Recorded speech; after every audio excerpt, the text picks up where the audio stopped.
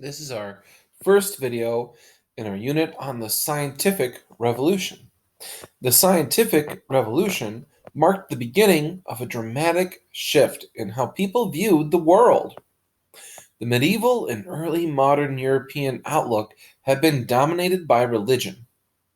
As a result of this revolution, the scientific revolution, many came to see the world predominantly in a secular or non-religious way, in scientific ways specifically. In the short term, the scientific revolution set the stage for the Enlightenment to come after. Its long-term repercussions can still be felt today. The scientific revolution is generally viewed as a 17th century phenomenon. Most historians consider it to have started with the astronomical discoveries of individuals like Kepler and Galileo, and ended with the publication of Newton's major works. We'll describe these bookends of the scientific revolution in greater detail later in this discussion. More than anything else, science is a habit of mind. It involves using reason, observation, testing, and systematic thought to uncover truths about the world and about people, animals, and things in the world. Science, as we know it today, didn't really exist before the scientific revolution. Instead, scientists in ancient and medieval times were really philosophers who drew conclusions based on deductive reasoning. They rarely conducted practical experiments. Much of what was considered science in medieval times had very little basis in fact and drew more from superstition and religious belief. Similar in many ways to chemistry, alchemy aimed to develop potions that would do things such as change iron into gold, cure all disease, or bestow immortality. Astrology was based on the concept that the positions and conditions of celestial bodies could influence human existence, both positively and negatively. Practitioners of astrology would often claim that human suffering, including sicknesses and diseases, could be explained by the position of the stars. A number of factors helped lay the groundwork for the scientific revolution. The first universities appear during the Middle Ages. Although universities initially focused primarily on topics like law and philosophy, they gradually expanded their offerings and came to establish professorships in areas such as mathematics, astronomy, medicine, and other science-related disciplines. Universities brought together leading scientific minds and encouraged intellectual debate, sparking interest in research and discovery. Another factor was Muslim scholars of the Middle Ages made several important mathematical and scientific discoveries. During the 12th and 13th centuries, both the Crusades and the expansion of trade networks brought Europeans into greater contact with Muslim societies. Both cultural and intellectual exchanges occurred. This infusion of new ideas helped improve Europeans' understanding of mathematical principles in particular and of science in general. A third factor was as the Renaissance dawned and inspired advances in art and literature, educated Europeans began to look beyond the church and the Bible for knowledge and truth. In addition to serving as patrons of the arts, wealthy families such as the Medicis in Italy also supported scientific research. Another factor was the age of exploration, as provided impetus for the scientific revolution. The challenges of navigating across the Atlantic Ocean and around Africa motivated advances in mathematics, astronomy, and cartography, that's map making. European monarchs interested in expanding their overseas empire, including King John of Portugal, King Ferdinand and Queen Isabella of Spain, and Queen Elizabeth and Charles II of England, provided funding and or support for scientific research.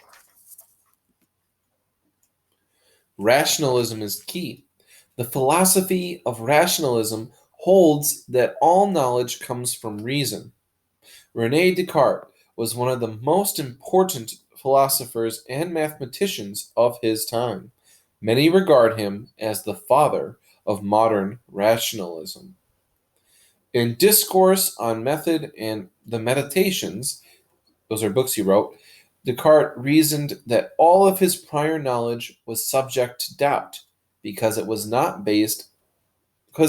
based on traditional beliefs rather than on reason. He pondered what he could honestly say he knew to be true, going so far as to doubt whether he was awake or dreaming, or if he even existed. He then began to reconstruct his worldview. He knew that his thoughts existed, which then suggested the existence of a thinking being, himself. Descartes then came to his famous conclusion, cogito ergo sum, meaning, I think, therefore I am. Descartes' conclusions were based on deductive reasoning, which involves using a general principle to draw conclusions about specific instances. For example, once he had come up with cogito ergo sum, he used it to draw a further conclusion. Because the mind cannot be doubted, but the body and material world can, the two must be radically different. In other words, Descartes drew a clear distinction between mind and matter, an idea that helped break down superstitions that had influenced science in the medieval era. Empiricism. The philosophy of empiricism holds that the only real way to acquire knowledge is through experience, that is to say, through observation. Empiricism stands in opposition to rationalism, which holds that knowledge can be acquired through the exercise of one's reason alone. So one philosophy, rationalism, says, let's think it through, and empiricism says we need to perform an experiment. Some of the first writings on empiricism came in the 13th century from Roger Bacon, an English scholar. In his work, Corpus Maius, Bacon wrote, there are two models of knowledge, through argument and experience. Argument brings conclusions and compels us to concede them, but it does not cause certainty nor remove doubt, in order that the mind may remain at rest in truth, unless this is provided by experience. One of the hallmarks of the scientific revolution was the new focus on empiricism, the experience, observing things, actually conducting experiments. Empiricism also helped lead to the development of the scientific method.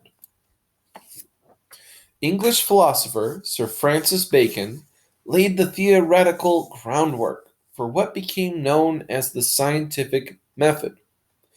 His ideas about science incorporated what is known as inductive reasoning, which involves using concrete facts to extrapolate broader conclusions.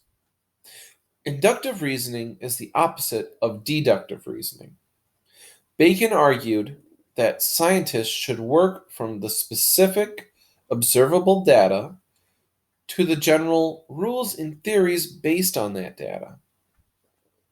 He believed that all scientific research should rely on careful observation and experimentation rather than simply relying on one's own thought and reasoning. as earlier scientific thinkers had. The data obtained should then be recorded and analyzed according to logic and reason, then used to produce a testable hypothesis.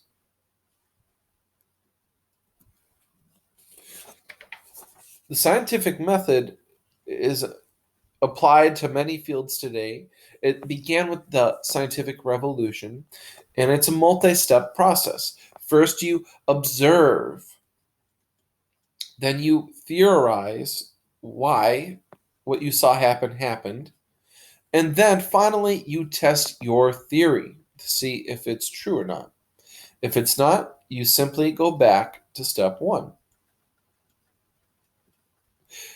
That is the end of video 1 of the scientific revolution. There are some questions on Google Form. Don't forget,